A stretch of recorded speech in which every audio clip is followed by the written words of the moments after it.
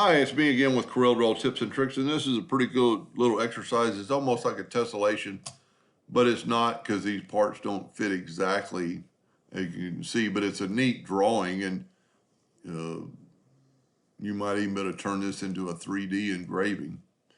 But it needs to be precise, triangular of dots. So I'm going to grab my polygon tool. I'm going to get the three-sided polygon. I'm going to hold down the control button so I get a perfect triangle. Then I'm going to take my 2-point line and I'm going to go from that node to that node, and then from that node to that node. Just make sure you're on the node and not the edge. And then it would be safe to group this together, Control G. Hit the plus sign on your keyboard and put one right there. Hit another plus sign on your keyboard, place one right there, and then take this one and can add another copy, and then let's mirror it. And then take that one and have it snap to it.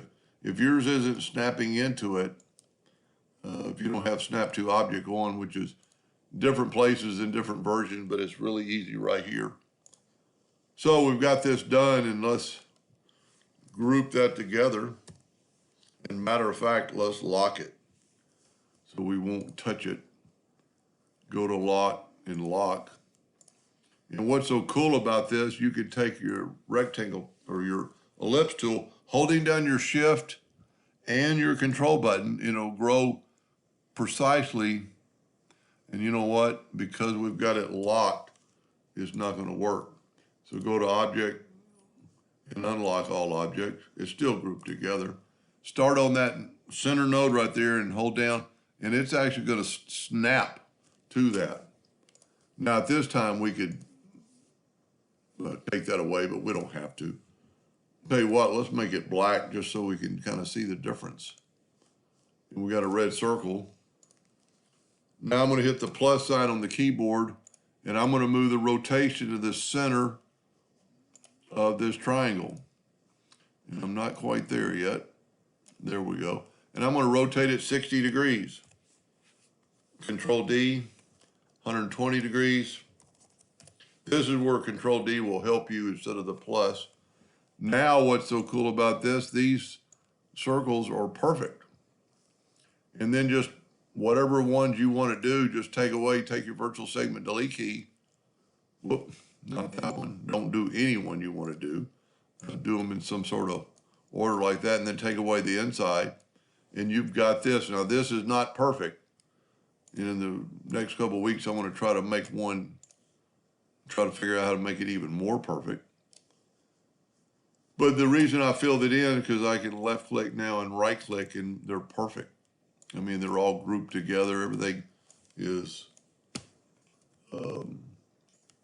symmetrical. Now we need to make some copies.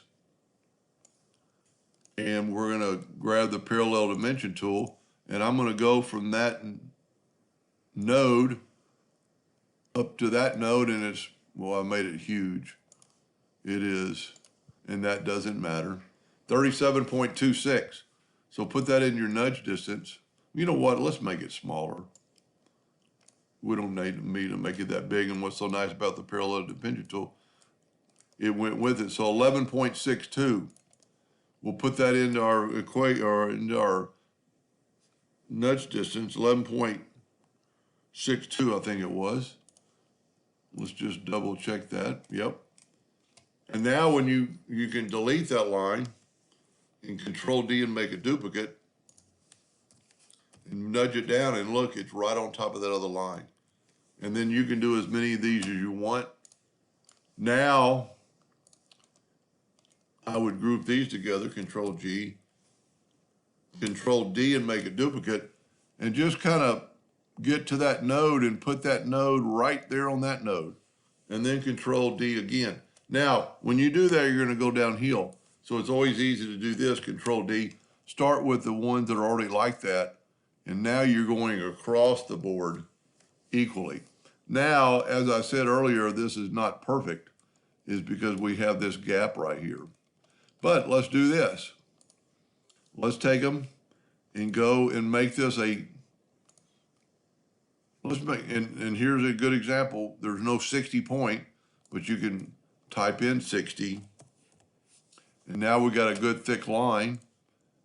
And that would be enough, except for we're not quite there, but I don't want to go any further.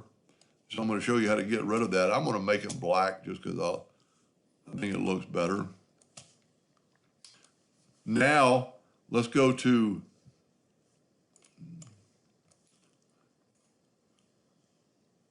let's ungroup them and go up to Object and convert outline to an object.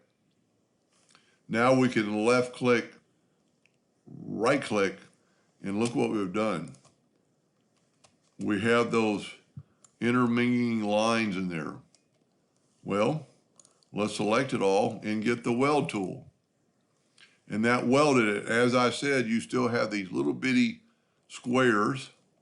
So we could do a number of things. There's quite a few of them, but it doesn't really matter. We can go and break the curve apart. And let's see how big this is. It's 87 inches, so let's make our nudge factor 90. Let's grab that as outside line and nudge it over. Now just grab each one of these and nudge it over. And what that is doing, it's leaving those little bitty parts, because I've got, it's actually, the parts are like a fill, the objects are a fill, or the pointers can, acting like it's a fill, so I don't have to touch the line. I'm just touching the object itself. Now this takes a little bit of time, and if there were a lot more, but look what we left behind. We left all these little bitty dots and then just hit delete. So now you have a good, clean pattern. And it, it's a little bit bigger there, but, take the Smart Fill tool and fill that in. And that looks pretty cool. Or, do the opposite and just take the Smart Fill tool and fill in every other one, or every one. And then you could always use the Smart Fill tool on the edge to see really which one. Well, it made it all black, so you can't really do that. We could make the Smart Fill a different color, and you can see what I was talking about. And of course, the laser engravers, like I normally make my videos for, that's not going to help us. But that is a really cool pattern. So in the next couple of days, I might make one that would make this three-dimensional. I hope that helped a little bit. Thank you for watching.